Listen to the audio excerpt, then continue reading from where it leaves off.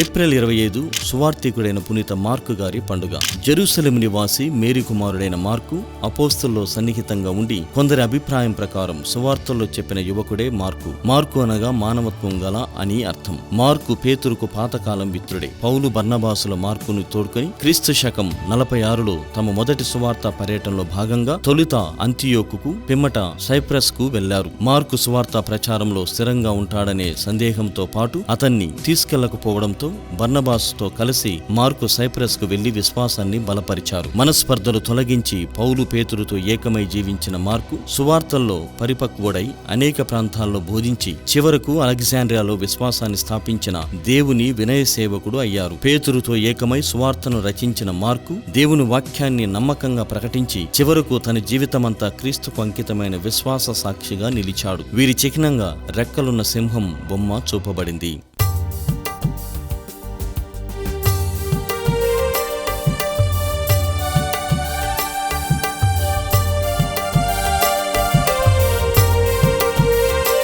పునీత మార్కు గారా మా కొరకు ప్రార్థించండి.